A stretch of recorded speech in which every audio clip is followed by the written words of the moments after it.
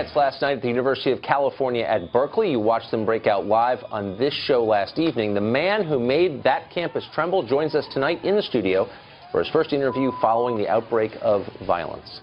Good evening and welcome to Tucker Carlson Tonight. Few people are hated more by the left than Milo Yiannopoulos, the gay Jewish immigrant who's become the face of the red-pilled right.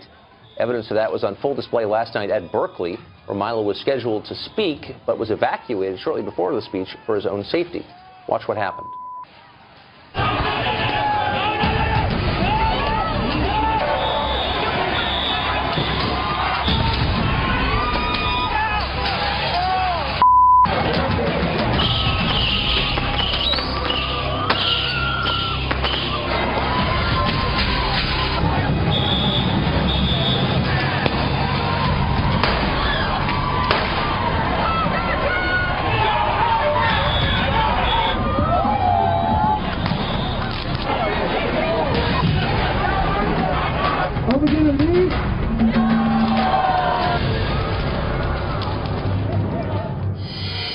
That was America last night. Breitbart Editor Milo Yiannopoulos joins us for his first interview since we spoke with him by phone last night. Milo, thanks for joining us. Thank you. So here's the reason I want to talk to you. It's not to endorse your views, many of which I agree with, some of which I don't. But the point is, you tried to express your views and prevented by a violent mob. So if you were an anarchist or a Scientologist or a flat earth activist, it wouldn't matter. No. You were not allowed to exercise your First Amendment rights, and that's shocking. Give us first a quick recap of what happened last night to you. Well, I think I agree with you in the first place. I mean, I'm not any of the things that these posters characterize me as in an effort to legitimize the violence. But even if I were, I don't think it would matter for the reasons you say. So I went in to do my talk. We go in a couple of hours before to set up our tech and for me to, put on a costume or something. I had a wonderful outfit plan, which is the main reason I'm upset about yesterday. I was going to go as a native. I was going to talk about cultural appropriation in full Native American headdress. I had a full custom headdress with my name embroidered on it. I'm so mad that I didn't get to wear that. Anyway, we went in for like an hour or two beforehand. We were planning it, and suddenly there were these explosions outside. There were firecrackers and rocks being hurled at the building. The police were having things hurled at them, and I was evacuated up to the 5th floor, like by the fire escape. It was all very exciting. And then suddenly, I was being taken out of the building. I was informed that I was being evacuated because there were hundreds of protesters outside, blowing things up, hurling things at the police. The police didn't seem to me to be doing very much aside from hiding inside the building. The ground floor had been stormed, so we had to rush down to the parking lot, find one car, and that exit was blocked, so we ran to another car, and we finally got in one, and I was, bundled in, put in a bulletproof vest, and whisked away. And that is the price you pay for being a libertarian or a conservative on American college campuses. So what's so striking is I have no doubt the average police officer does not sympathize with a mob like that. I just have no doubt about it. But the truth is they did not come to your defense in a meaningful way. The video proves it. You're affirming it now. Why? Well, we don't know for absolutely sure, but one thing I can tell you is that the mayor of Berkeley, who was sort of gleefully egging this stuff on yesterday, who today had to apologize for the usual leftist name-calling of me today. What did he say about you? Well, the usual slurs, this white supremacist speaker. I mean, please, anyone who's spent 5 seconds in my company or 2 seconds in my bedroom knows I'm not a white supremacist. But, this usual slurs that they wheel out in a sort of effort to legitimize violence against you. They want to call you the worst possible name. It's like, the punch a Nazi thing, right? Well, I could imagine a reasonable person being taken some way along the argument of, like, it's okay to punch Nazis. But the problem is that the left calls everyone Nazis. So basically, they can punch anybody. Wait a second. Isn't it Nazis who do the punching? Isn't that what separates Nazis from the rest of us? They don't tolerate dissent, but civilized people do? You would think so. I mean, when my book was announced, of course, there were people saying they were going to burn it while calling me the fascist. I mean, this is the sort of irony the progressive left in America doesn't seem to appreciate. But the real problem is this name-calling because, as grateful as I am to be on the show and I like the attention, the real people that I want to hear from are, the guys who run CNN, who are legitimizing ordinary conservatives being called white supremacists, anti-Semites, racist, sexist when they're not. There's an inevitable, obvious consequence to this. I obviously have an interest in this because I don't anymore work at that network, so I don't even want to affirm what you just said, but I have to because it's true. Now, here is a tweet that they sent out, and I'm quoting. This is from a CNN Twitter feed. Extremist Milo Yiannopoulos, whose Berkeley event sparked protests, takes on the college establishment and rallies white supremacists. That's from the CNN Twitter feed. I mean, is any of that true? No, I mean, it beggars belief. I mean, it just beggars belief. But the subtext is you deserve it. Yes, it is. Yes, it is. And these people must be held to account. You know, the media has created this environment in which it's okay to say almost anything about somebody who is, you know, right of Jane Fonda. You know, if you have slightly conservative or even libertarian points of view, especially if you are persuasive and charismatic and funny and effective, like we both are, you will get called the most appalling things. And it's a way of legitimizing, in some cases, as happened last night, violent responses. But what I find so striking about this is that it should not be a left-right debate. Because all Americans, as their birthright, have the right enshrined in the Bill of Rights to say what they think is true, period.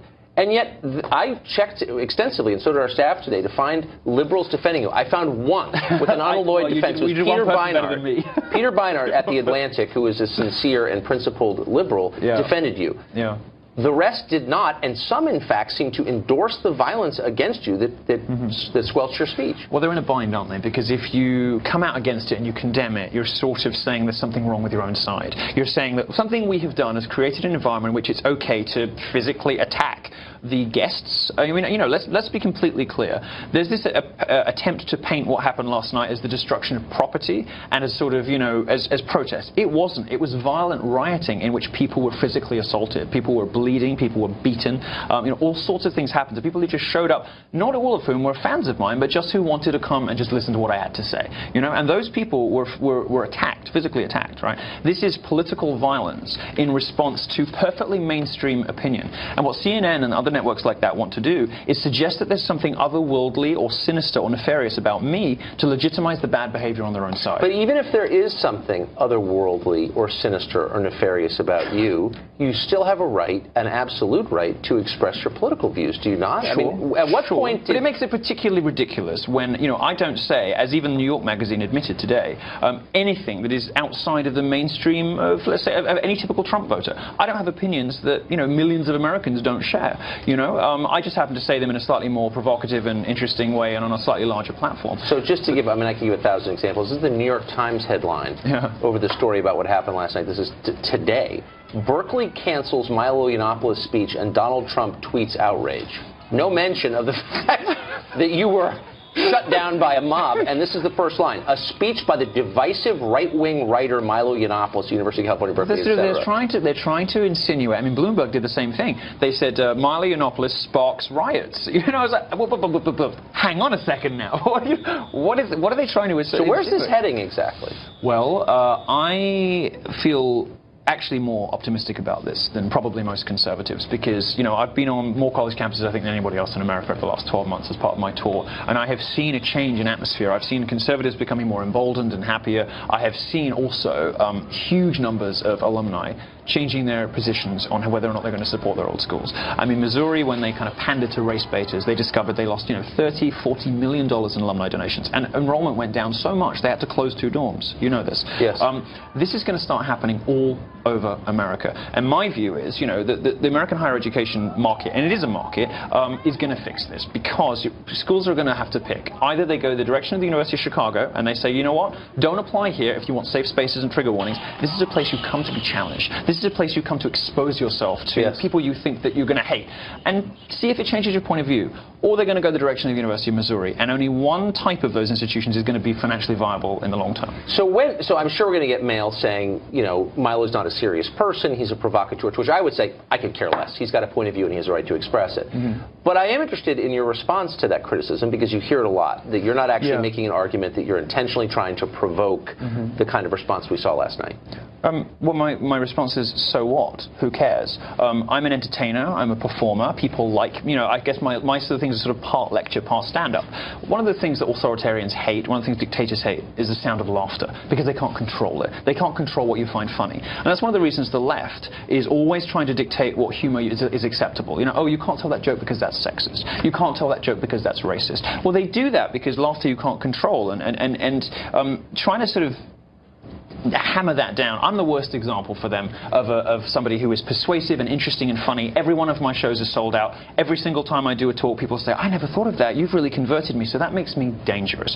Dangerous because my audience is so young, so big, so strong. I'm the person probably that annoys them more than anybody except Donald Trump because I'm effective. And that scares them. Who, by the way, tweeted about you, I think at 3 in the morning Eastern time last night. Daddy did. He's got my back. To say, this is appalling, and to threaten a pulling federal funding from the University of California system, to which the lieutenant governor, by the way, of California did not attack Gavin Newsom, did not attack the mob that set vehicles on fire and tried to injure you, and did injure a bunch of other people, but attacked Trump for threatening the funding. Well, you know, this seems to be a fairly obvious consequence. If you don't uphold your legal responsibility to, you know, to enforce the First Amendment, you know, to provide speakers with platforms and audiences with safe, the ability to go and listen to speakers of all different kinds, agnostic of ideology, as you were saying earlier. If you don't do that as a university, you're not performing your essential function. You know, Berkeley gets $370 million a year. It is one of the biggest research universities. It's one of the highest ranked research universities, but it's churning out graduates who don't do very much, because only 47% of their graduates go on to full-time employment when they leave. It seems to me that a lot of that federal money could be repurposed very effectively if Berkeley refuses to honor its First Amendment commitments. Yeah, for HVAC repair training, I would say. So I want to get to your book. You're traveling the country because you're selling a book. Well, I'm traveling. Well, I've just started. I think I'm about to switch into the book tour. So Berkeley was supposed to be the last grand finale. My wonderful costume finale was supposed to be the grand finale. I'm now focused. You're smirking at me. I'm now focused on the book, of course, which is rocketed to #1, the Amazon bestseller list when it was announced. So it's a Simon & Schuster book, and they took a lot of criticism for giving you an advance on the book and for publishing it in the first place. And part of their response was to pledge that the book would not contain what's called hate speech. Yes. What is hate speech? I don't know.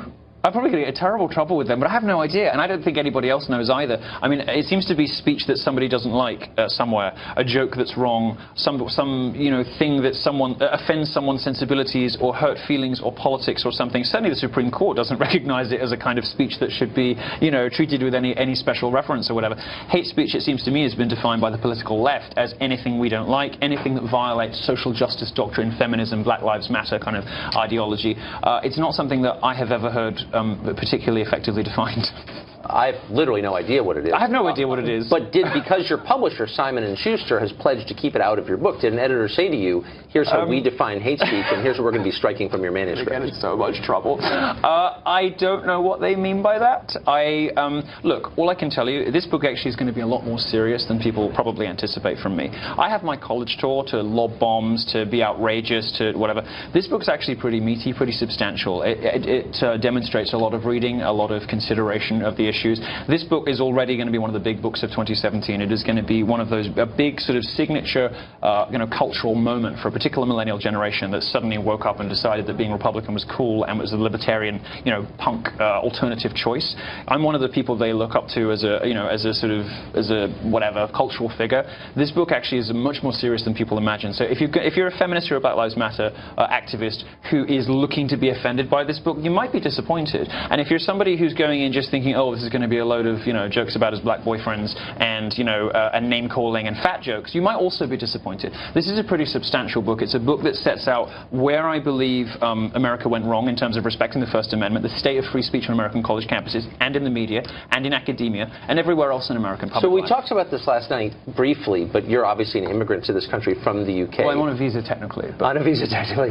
Presumably you came here with the assumption that this was a place where you could express your beliefs, even if not everyone agreed with them. It was horrifying. How has it lived up to the billing? It was horrifying. Honestly, I don't mean to be theatrical, I'm prone to melodrama, but it was horrifying. To come here, land of the free, home of the brave, blah, blah, blah, and for me to do a college tour, to be a journalist here, imagine the fourth estate in America. You could be able to say, do, be anything, right? That's what you would think coming from Europe, where we really don't have free speech protections. I mean, if it exists, there are rules about it. If it exists, it is regulated in Europe, in Europe, you can get arrested for being misogynist, arrested for being offensive. These are actual offenses. These are things the police can come and take you away for in Europe. As Americans don't really understand how bad it is in Europe. In America, I always imagined that this was a country where you could be, do, and say anything. And what I've discovered, not just in journalism, but also in the entertainment industry, and particularly and most importantly in academia, which is where I kind of try and park my tanks on the lawn and really take the fight to the left, which is why they hate me so much, because conservatives are so spineless all the time. I take the fight to them, and on American college campuses, I have experienced, restrictions on the freedom of speech, groupthink, and penalties, social and institutional penalties, and financial penalties, for free expression, like nothing I ever experienced in Europe. So really, we're almost out of time, but we have guardians of the First Amendment, official ones. The ACLU is the leading one historically. We tried to get Anthony Romero, the head of it, on tonight to talk about this. Yeah. He's refused to come on. We also, by the way, tried to get the Human Rights Campaign to come on to talk about this too. But has anybody from the ACLU or PEN America or any people who claim to represent the First Amendment called you to say, we're going to help? No, of course not. No, of course not, because these organizations have been, have almost completely given themselves over to a particular view of free speech that is hugely restrictive and which circumscribes, which cuts out mainstream, ordinary conservative opinion. There's a reason there's a sort of parallel conservative media in this country. There's a reason why there's this extraordinary bifurcation between liberals and conservatives in this country. It is because the establishment, the media, academic and entertainment establishment has made certain sorts of political opinion, respectable, reasonable, mainstream opinion, impossible to express in public. It's the definition of corruption, unfortunately. We're all going to pay for it. Milo, thanks a lot. That was interesting. Good to see you.